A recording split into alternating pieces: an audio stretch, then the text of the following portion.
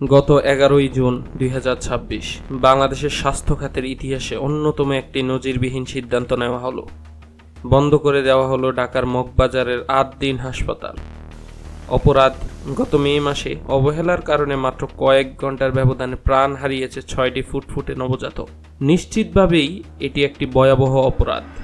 কিন্তু প্রশ্ন হলো, ভুল বা অপরাধ যেখানে নির্দিষ্ট কিছু মানুষের, সেখানে পুরো একটি হাসপাতাল বন্ধ করে দেওয়ার কি আসলেই সমাধান, নাকি এর পেছনে লুকিয়ে আছে অন্য কোনো হিসাব নিকাশ?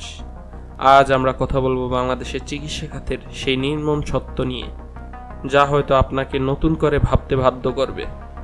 বাংলাদেশের সাধারণ মানুষের জন্য ভালো চিকিৎসা পাওয়া কতটা কঠিন তা আমরা সবাই জানি।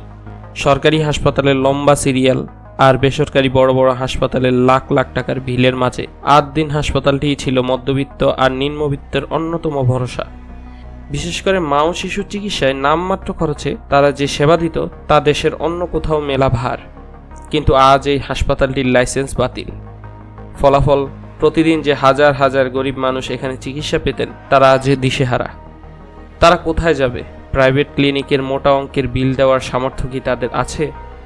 এই সিদ্ধান্তের কারণে হাসপাতালের দোষী ব্যক্তিরা কতটুকু শাস্তি পেল জানা নেই, কিন্তু শাস্তি পাচ্ছে দেশের শত শত অসহায় সাধারণ রোগী। একই সাথে অন্ধকারে তলিয়ে যাচ্ছে এই মেডিকেল কলেজের পড়া শত শত দেশি ও বিদেশি শিক্ষার্থীর ভবিষ্যৎ।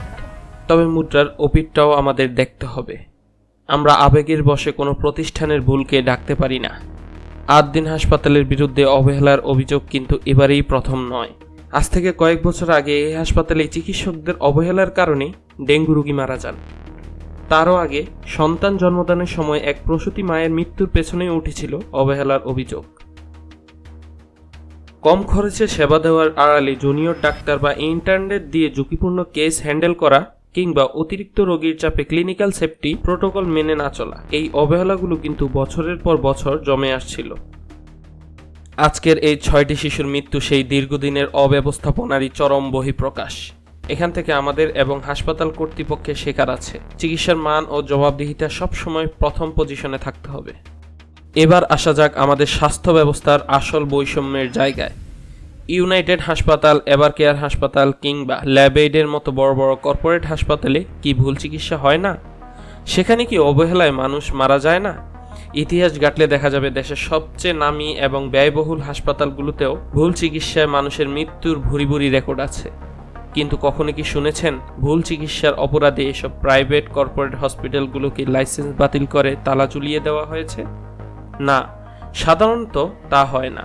বড়জোর একটা তদন্ত কমিটি হয়, মোটা অঙ্কের জরিমানা হয় কিংবা নির্দিষ্ট কোনো ডাক্তারের লাইসেন্স স্থগিত করা হয়। কারণ সেই সব হাসপাতালের পেছনে থাকে বিশাল শক্তিশালী সিন্ডিকেট এবং রাজনৈতিক প্রভাব। তাহলে 8 দিনের মতো একটি সেবামূলক প্রতিষ্ঠানের ক্ষেত্রে কেন এত কঠোর এবং চরম সিদ্ধান্ত? কেন অপরাধী ব্যক্তিদের শাস্তি না দিয়ে পুরো প্রতিষ্ঠানকে বলির পাঠা বানানো হলো? অনেকেই মনে করছেন এর নেপথ্যে হয়তো কোনো গভীর রাজনৈতিক খেলা কিংবা বড় মেডিকেল মাফিয়ার ব্যবসায়ী স্বার্থ জড়িয়ে আছে। একটি স্বাধীন ও সভ্য দেশে কোনো হাসপাতালের লাইসেন্স বাতিল হওয়া কখনোই কোনো ভালো খবর হতে পারে না। এর মানে হলো আমাদের পুরো স্বাস্থ্য ব্যবস্থা ব্যর্থ। ভুল যে করেছে, হোক সে ডাক্তার বা নার্স অথবা প্রশাসনিক কর্মকর্তা, তাকে আইনের আওতায় এনে সর্বোচ্চ শাস্তি দেওয়া হোক। কিন্তু তার জন্য পুরো হাসপাতাল বন্ধ করে দেওয়া, সাধারণ মানুষের চিকিৎসার মৌলিক অধিকার কেড়ে নেওয়া কোনো বুদ্ধিমানের কাজ হতে পারে না। সরকারের উচিত ছিল হাসপাতালটি বন্ধ না করে কঠোর নজরদারির মাধ্যমে এর ভেতরের অব্যবস্থাপনা দূর করা। জনগণ হিসেবে আমাদের সচেতন হতে হবে। চিকিৎসায় অবহেলার বিরুদ্ধে আমাদের যেমন সোচ্চার হতে হবে, ঠিক তেমনি গরিবের সস্তা হাসপাতালগুলোকে বাঁচিয়ে রাখার পক্ষেও কথা বলতে হবে। কারণ দিন শেষে জীবনটা আপনার, আমার এবং এই দেশের সাধারণ মানুষের।